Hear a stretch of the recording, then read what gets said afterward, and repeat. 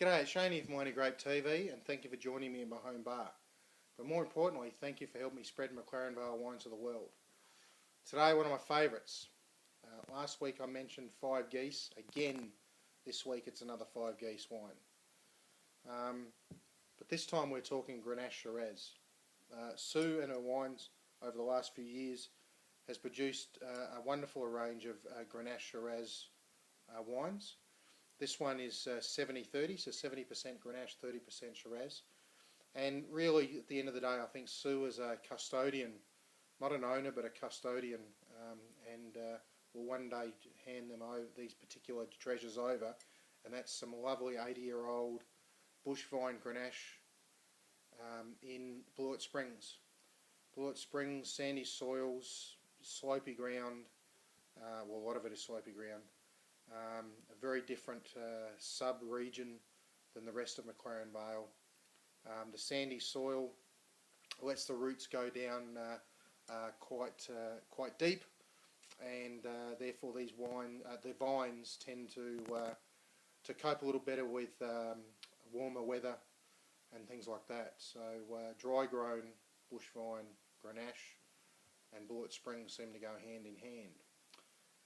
And like I said, some 80-year-old beauties coming from this particular vineyard. So this wine has actually been open for 24 hours. It was on the vacuum overnight. So it's probably been open to the elements, shall we say, about 3 or 4 hours in total. And let's get into the wanky thing.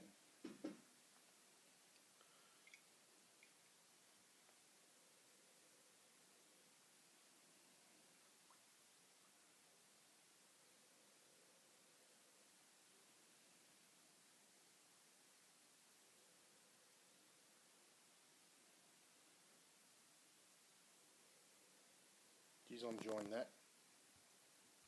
There's a sense of juiciness there. Smelling this is actually making my mouth water. It's saying I want to drink it. Grenache can sometimes be confectionery like, you know, sweet and juby and all that sort of stuff. But this wine's certainly not that. I'm getting some juicy, sort of red licorice type character. And I'm getting some really interesting rhubarb, fresh rhubarb character on the nose. It's quite complex.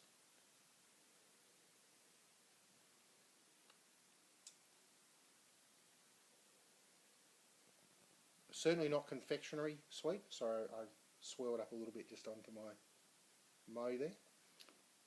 It's certainly not confectionery. But it's, you know, it's lifted, it's vibrant, it's saying drink me. So why don't I keep going with the wanky thing?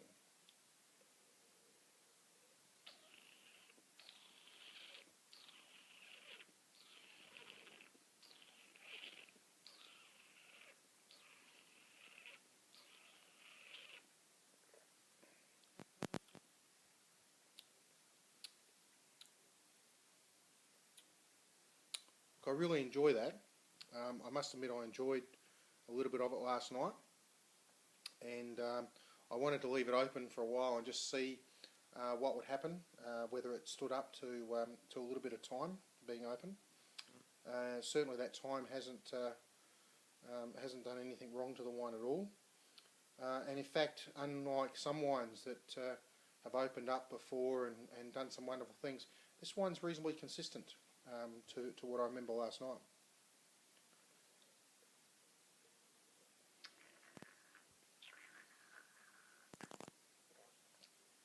So one of the first things I like here is, as I mentioned on the aromas, there's no jubiness, there's no overt confectionery character in here at all. However, in saying that, there's a I don't really want to use the word softness because that tends to shy people away, but it's, you know, it's not an overarching wine. You can see that the oak treatment has been minimal, which I really admire with Grenache. Grenache, I think, particularly from McLaren Vale region, really does not like to have the big oak monster come in and take away the characters that you can get from McLaren Vale Grenache. I think the backbone that's being supplied by the Shiraz is really good. It's adding structure around the wine, though Grenache is still the upfront part of the wine. I get a little bit of blackberry character just sitting in the mouth now. Not a lot of oak character, which is really good.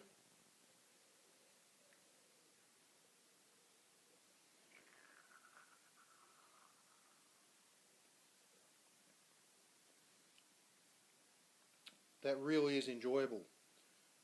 Sue let it slip that the wine actually won an award after only being bottled for about a week, and it was sent off to a show and won an award. I think this wine is actually going to be pretty good, and will probably win some more awards in the coming year or so. I believe the wine sort of will be on sale sort of $23, $25 a bottle, that sort of range. On that price range, I think this is an absolute beauty. I know I'm going to look at this wine again over the coming months and expect some real character sitting there. And this is a wine that could be my something that I come home to enjoy to drink. It doesn't have those big, massive characters like you've got to have a thick, juicy steak to even consider eating with this. Nearly any food can go with this wine. Tapas, Chinese, a range of different things on the table. This is a wine to have.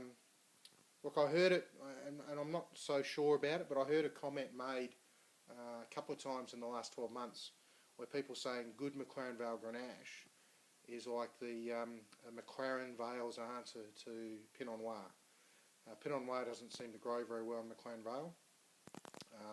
I'd suggest it's probably too warm a climate for that, but it creates a soft wine but with character, a delicate wine with muscles, shall we say, and this wine is certainly living up to that reputation.